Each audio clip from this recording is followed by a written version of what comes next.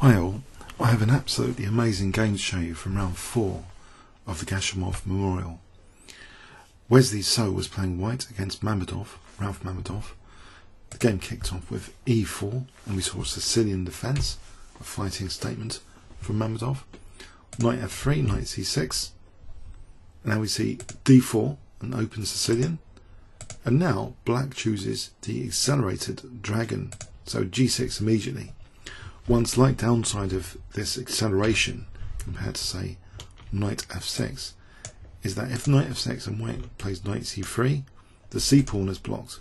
Here, white, after g6, can actually avoid playing knight c3, or rather play c4 before knight c3. And this is actually the most popular move, actually a little bit more popular in live book, to play c4 rather than knight c3 now. About 5,000 games each.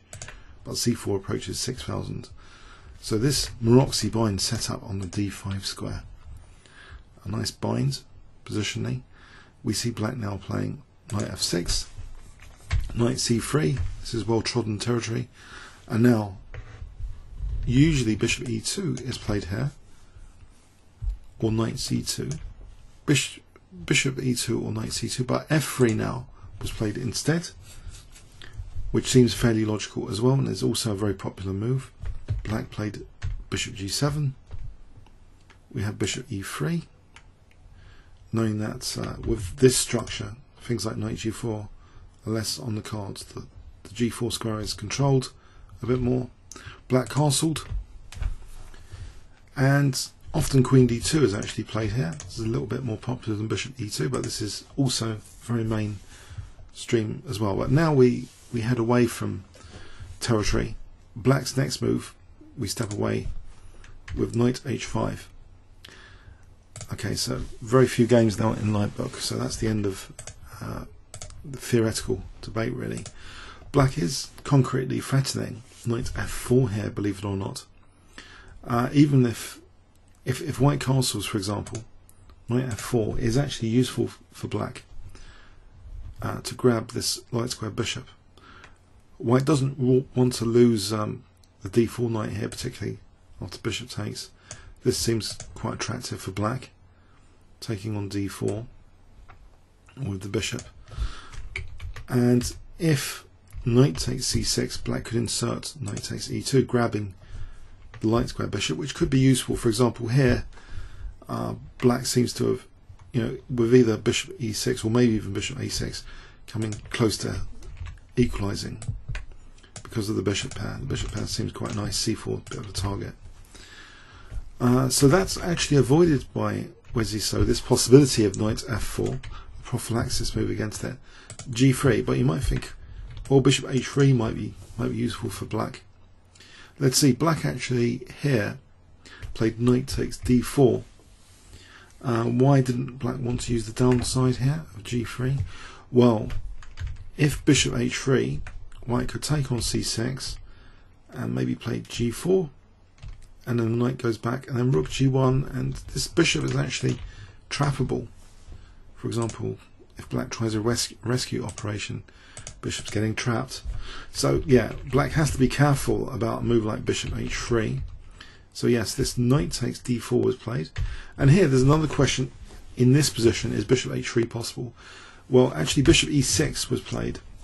On bishop h3 here, which you might think is useful, it's stopping castling kingside, and if king f2, then f5 is dangerous.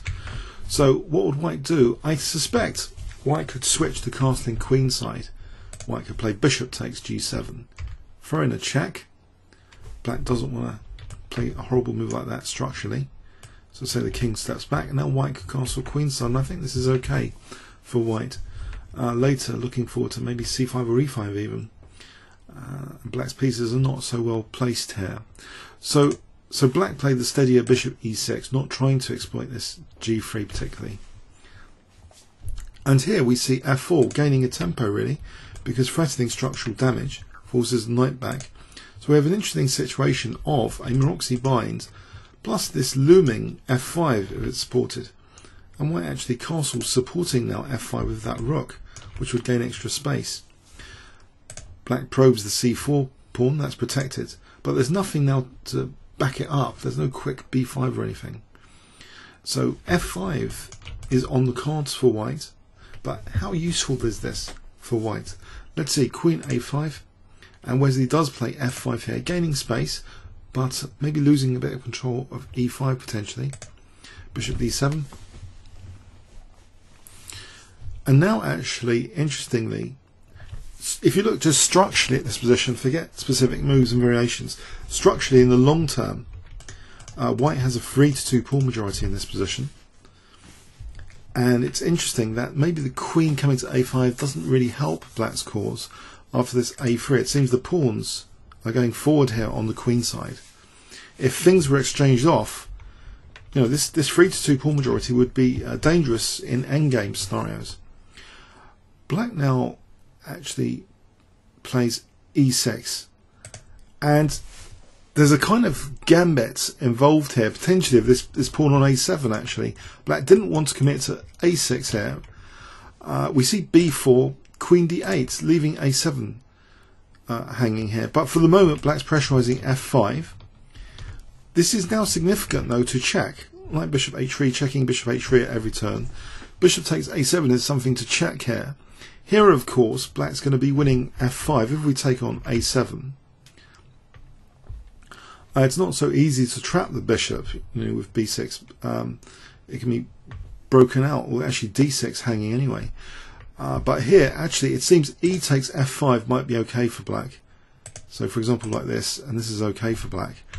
But, okay, f takes g first, f takes g, which splits up the pawns a little bit, but means, you know, maybe black's going to try and use that f file at some point. And it's tempting here to play bishop takes a7. I know it's like a materialistic looking move, but it seems as though it's a plausible move here, bishop takes a7. But black could maybe whip up some pressure. Bishop c6. So we have this e5, knight e4, knight takes, rook takes, queen takes, bishop takes. This could lead to something interesting, this position, the exchange down, because after bishop g4 it's actually quite dangerous for black. But yeah, this is kind of hair raising. This is just a computer line, you know, to sack the exchange just to win a7. It is on the materialistic and artificial side, but actually, you know, with the bishop pair here, it's meant to be slightly better for white, and actually getting back the exchange in any case. Here, black's giving back the exchange, white's slightly better. But what Wesley plays, you know, there was simplification involved there, and like in previous rounds, actually, he chooses something which might not be technically the most optimal, but what it does do is keep all the tension going as much as possible, or for the moment ripe to exploit an advantage, keeping a lot more tension potentially. But here, note though, as previously mentioned, the 3-2 pawn majority is a key trump card if there can be an endgame transition. And in fact, Wesley's move e5 punctures black's pawn structure. It's isolating the pawn potentially now. D takes. We see this isolated e6 pawn. And yeah, black's in a dangerous position here. Maybe there's moves like this potentially. The d6 square seems pretty nice. Black plays bishop c6. And here we see b5. And mass exchanges are about to happen from this position at move 21. Look at all the pieces we've got here. We've got two rooks, we've got two bishops and a knight. Not too many minor pieces missing from both sides. One in fact. White's missing a knight for the complete set, and black's missing a knight for the complete set. But watch what happens now in light of this 3-2 pawn majority. This is very interesting, this endgame transition. Knight e4, we have the queens coming off, we have a pair of rooks coming off, we have a pair of bishops coming off, so that's quite a lot of exchanges already, and a little breather before more exchanges now with rook c1. Black can't put the bishop back as the knight takes e4, so we have a couple of knights coming off, and we've just transitioned into this endgame rather rapidly. Is this enough for white to win, you might ask, this 3-2 pawn majority? Let's have a look. Bishop d7, white just pushes, c5, it's supportable here with c6 and bishop f3 if needed. Rook c8. Now, actually, if bishop f3 then, oops, that might drop a key pawn here and set up a blockade on c6 potentially.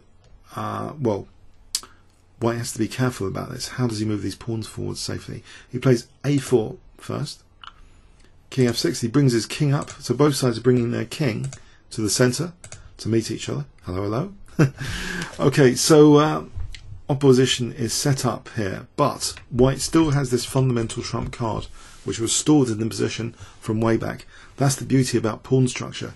It's chess's way of having a storage device in the position, storing advantages, going beyond the immediate. This is a long-term advantage built up from the opening.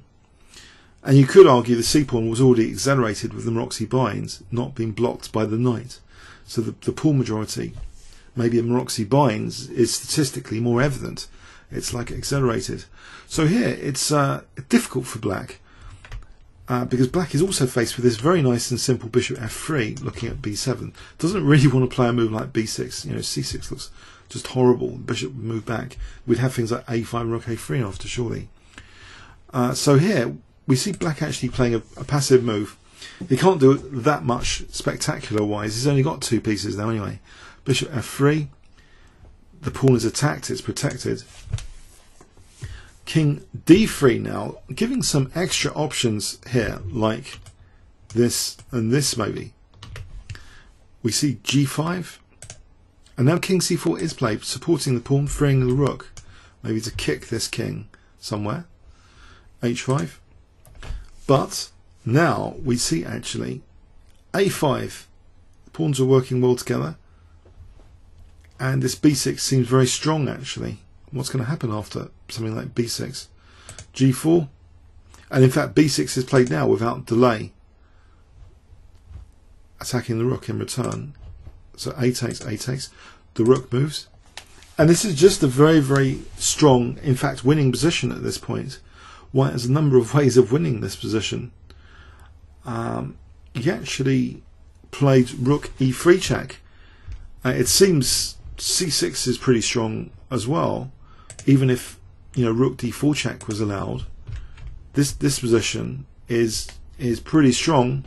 For example, here rook e3 check, and then just c takes b7, and the pawn's crashing through as an example, and queening and winning the rook shortly after. So there's winning moves in this position. The position is just so incredibly strong, just with these two pawns, 2-to-1 pawn majority. But Wesley kicked the king here, not allowing any rook d4. Kicked the king to f6, and now plays c6. And some more transitioning, even simpler looking ending, just rook each. But even this one is just totally winning here. This is a runaway pawn. The king's been pushed away from this pawn, and now b7. And it's just too far. Black resigned here. If he played on with, say, this here and tried to get his king over, king c5, keeping pawn protected, king b6, and then we're just going to kick the king away, next move, and then get on to c7 or a7 even. There's enough time to handle this pawn. Yes, it was a very interesting endgame transition. So Wesley So is playing a bit like Magnus Carlsen. these powerful endgame transitions, but here it was just the most dramatic, really. That I guess I've personally seen in a while. This way of just using the pawn majority on the queenside. Everything swapped off within a few moves. Nearly everything swapped off, and then just a winning ending here. So another fine victory for Wesley So. And he's crawling up the charts now on the live rating list. He's ranked 7 now, I believe, after this game on the 2700 chess website, if you Google that. So he's really crawling back up there, clawing back his rating points.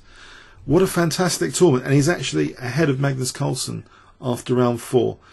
Wow. Crystal clear, logical play. Very powerful stuff. From an accelerated dragon with a Maroczy bind, leading to a winning 3-2, poor majority, endgame. Comments or questions on YouTube. Thanks very much.